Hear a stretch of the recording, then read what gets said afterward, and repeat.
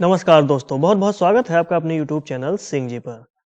दोस्तों, जब सहारा इंडिया के आवेदन रिजेक्ट हुए थे तो सभी लोगों को डिफिशिएंसीज के मैसेज भी आए थे। उसी के साथ में डिफिशिएंसीज का कोड भी आया था।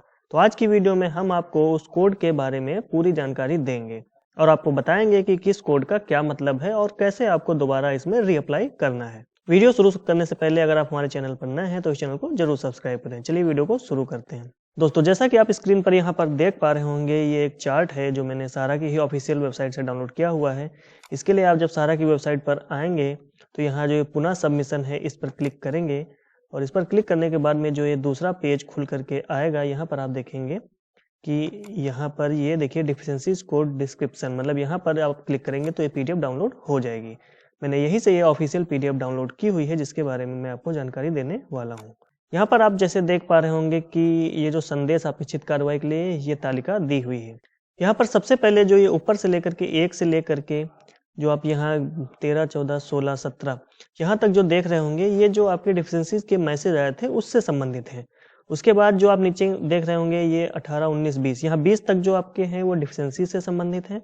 लेकिन उसके बाद जो ये फिर से 1 से लेकर के और जो नीचे ये 10 तक हैं, ये आपके जो अकाउंट में यदि कोई प्रॉब्लम है उस वजह से पैसा नहीं आया है तो उससे संबंधित है। मैं आपको एक एक करके सभी के बारे में पूरी जानकारी दूंगा, इसलिए वीडियो में अंत तक बने रहें। जैसा कि सबसे पहले आप देख रहे होंगे D001, मतलब ये D1 जो कोड है, इसमें जमाकर्ता को धनराशि पहले ही वापस कर दी गई है। मतलब जिन लोगों ने आवेदन किया है और उनके डिफिशिएंसीज में ये मैसेज आया है तो उन लोगों को उनका पैसा पहले ही मिल चुका है। हो सकता है कि उनके पास बॉन्ड या पासबुक रखी रह गई हो, वो कार्यालय में ना जमा हुई हो, जिससे उनको लग रहा हो कि उनका पैसा वापस नहीं मिला है और उन्होंने अप्लाई किया हो, लेकिन उनका पूरा पैसा वापस मिल चुका है। तो जिनका D1 कोड दिखा रहा है उनको दोबारा अप्लाई करने की जरूरत नहीं है। इसके बाद आप देख रहे होंगे D2 कोड में बताया जा रहा है एक ही मोबाइल नंबर से 5 से अधिक आवेदन जमा किए गए हैं, अतः कृपया रिफंड के लिए आधार से जुड़े मोबाइल नंबर का उपयोग करके पुनः आवेदन करें।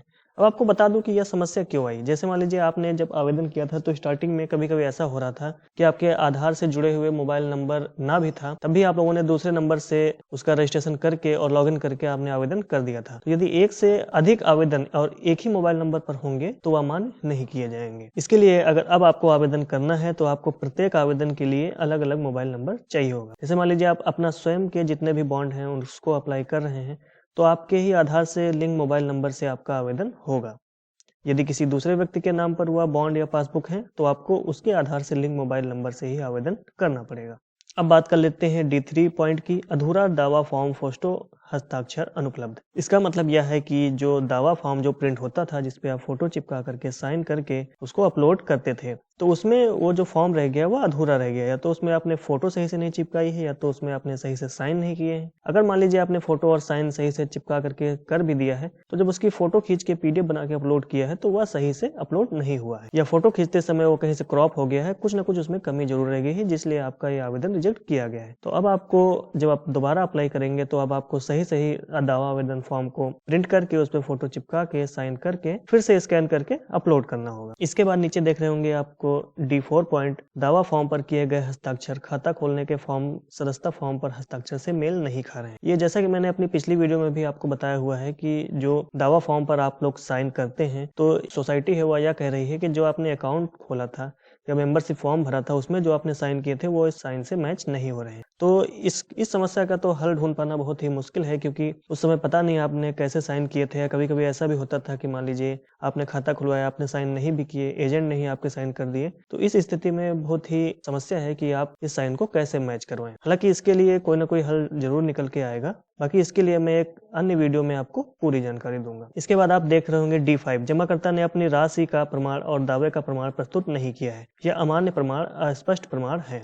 इसका मतलब यह है कि जब आपने आवेदन किया है तो उसमें जो बॉन्ड की फोटो खींच के अपलोड की है या पासबुक की फोटो या पीडीएफ अपलोड की है वह आपने सही नहीं अपलोड की है। मतलब आवेदन आपने मान लीजिए किसी एक नाम से किया है और बॉन्ड जो है वह किसी दूसरे के नाम से है, या फिर आपने कोई फर्जी या मतलब जिसका भुगतान हो चुका है वो या कोई अन्य जो फोटो है वह आपने अपलोड कर दी है। मतलब जो फोटो अपलोड की है या तो वो सही से दिखाई नहीं दे रही है, अगर दिख भी रही है तो वो आपकी नहीं है किसी और की है, तो इस स्थिति में भी आपके आवेदन को रिजेक्ट किया गया है। ऐसे में आप क्या कर सकते हैं कि यदि आपका आवेदन रिजेक्ट हुआ है है और जो आपने पासबुक या बॉन्ड लगाए थे वो आप ही के हैं, तो आप अब की बार सही फोटो, साफ फोटो खींचकर अपलोड करें ताकि उसको क्रॉस चेक करने में कोई समस्या ना आए। इसके बाद नीचे देख लेते हैं, यहाँ पर D5 के बाद सीधा D7 है, D6 नहीं दिया हुआ है। जमाकर्ता ने पैन कार्ड अपलोड नहीं किया है या पैन कार्ड अमान्य अपठनीय है, केवल उन मामलों में लागू होता है जहां 50,000 रुपए से मूल्य अधिक हो। जैसा कि आवेदन करते समय ही बता दिया गया था कि जो आपका पैन कार्ड है वह यदि आपका अमाउंट 50,000 रुपए से अधिक है तभी उसकी जरूरत पड़ेगी। लेकिन उस केस में मान लीजिए आपका अमाउंट भी 50,000 से अधिक है, लेकिन जब आपने पैन कार्ड अपलोड किया है तो वह सही पैन कार्ड अपलोड नहीं हुआ है, या तो उसकी फोटो सही से अपलोड नहीं हुई है या तो नेम में कहीं मिसमैच हुआ है, कुछ न कुछ उसमें कमी रह गई है जिसके कारण आपके आवेदन को रिजेक्ट किया गया है। तो ऐसी स्थिति में अब आपको जब दोबारा आवेदन करना है तो यदि आपके पैन कार्ड में कोई मिस्टेक है, मान लीजिए नेम में मिस्टेक है, तो पहले उसको सही करवा लें,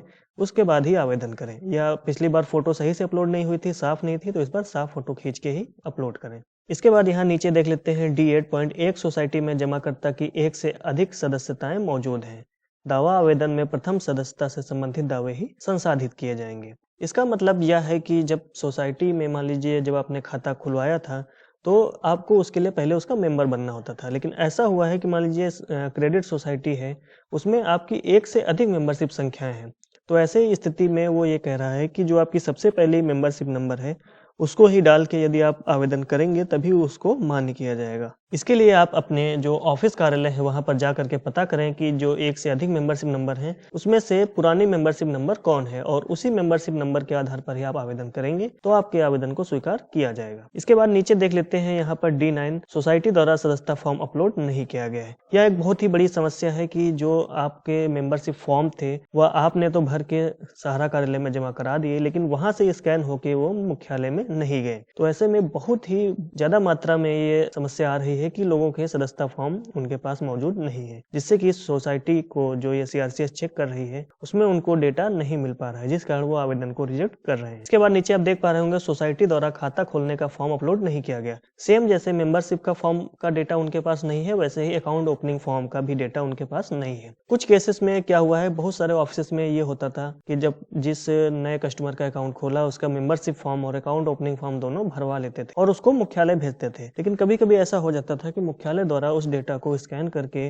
मतलब एकत्रित नहीं किया जाता था। तो ऐसी स्थिति में अब जब CRCS ने बल्क में इतने लाखों करोड़ों आवेदन को जब उसने चेक करना चाहा तो बहुत से अकाउंट ओपनिंग फॉर्म और मेंबरशिप फॉर्म की कॉपी उनके पास उपलब्ध नहीं है, जिस कारण चेक नहीं हुआ है। तो ये D9 और D10 के बारे में मैं विस्तार से आपको अन्य वीडियो में बताऊंगा। बाकी आज की वीडियो में केवल 10 पॉइंट ही कवर करते हैं, बाकी नेक्स्ट वीडियो में आपको हम इसके आगे के पॉइंट के बारे में पूरी जानकारी देंगे। आपके जानने वाले सहारा में जितने भी लोग हों उनको यह वीडियो जरूर शेयर करें ताकि उनको पता चले कि उनका जो फॉर्म रिजेक्ट हुआ है वो किस कमी के कारण हुआ है। मिलते हैं नई वीडियो में इसके आगे की जानकारी लेके, तब तक के लिए धन्यवाद।